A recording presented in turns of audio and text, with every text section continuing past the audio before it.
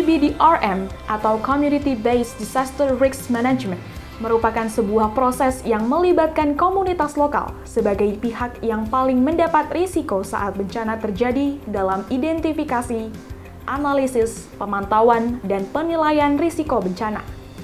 Untuk itu, Tagana memfasilitasi pembentukan kampung siaga bencana di setiap desa untuk bersinergi dalam mitigasi dan penanggulangan bencana.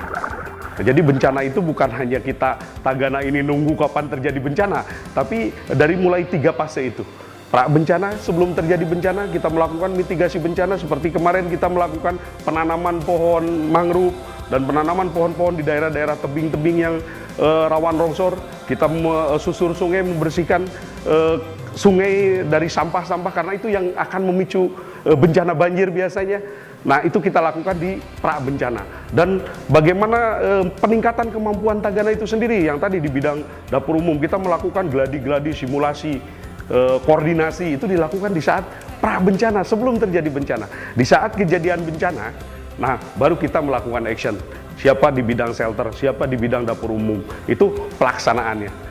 Bencana pandemi COVID-19 yang berdampak pada kondisi kehidupan masyarakat di hampir 207 negara di dunia juga dirasakan dampaknya di Indonesia.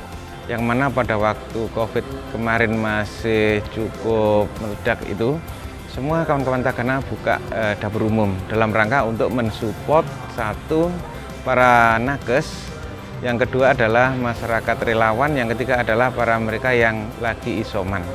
Selain berperan pada penanggulangan bencana alam, Tagana pun berperan dan beradaptasi dalam membantu masyarakat di masa pandemi ini, seperti menyediakan dapur umum, berbagi nasi kotak, dan kegiatan sosial lainnya. Kita prihatin dengan orang-orang yang jaga di pos-pos atau di portal-portal itu, sehingga kita punya inisiatif untuk bikin dapur umum, memberikan sedikit rezeki kita ke mereka yang juga peduli terhadap lingkungannya karena di masa pandemik. Dari situlah titik awal berdirinya Jumat Berbagi ini. Sebagai program berkelanjutan, Tagana bersama KSB berperan juga dalam pelestarian lingkungan yang sangat berguna untuk mengurangi risiko terjadinya bencana alam. Program berkelanjutan tersebut yaitu program penanaman mangrove, pembersihan sungai, dan pembersihan pantai sampai menjadikannya sebagai kawasan wisata merupakan bentuk kemandirian Tagana bersama KSB dalam merawat dan mengelola sumber daya alam sebagai upaya melestarikan lingkungan dan sekaligus sebagai sumber dana mandiri.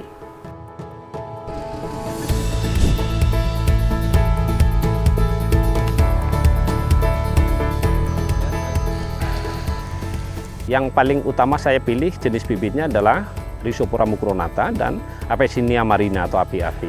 Ini kami sengaja pilih karena Rhizopora ini punya keunggulan menahan lumpur, dan lumpur ini yang selama ini berdampak pada ekosistem laut terumbu karang. Mangrove ini paling cocok bawahnya adalah untuk kepiting bako.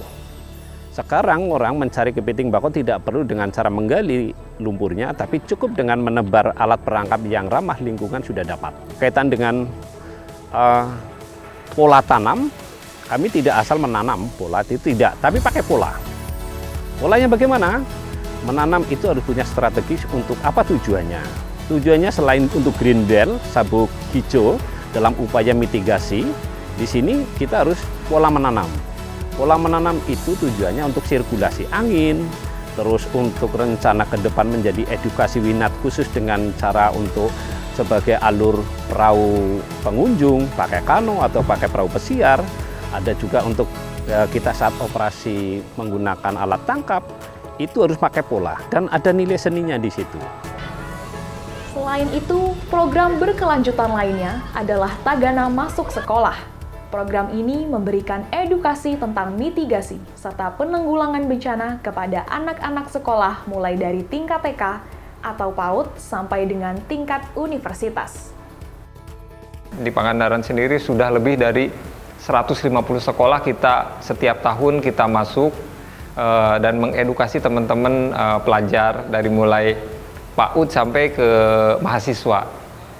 Kita roadshow ke sekolah-sekolah kayak Tagana Go to School. Kita mengadakan edukasi, sosialisasi apa itu Tagana, terus apa tugas pokok fungsi Tagana itu sendiri, terus juga pengenalan macam-macam bencana.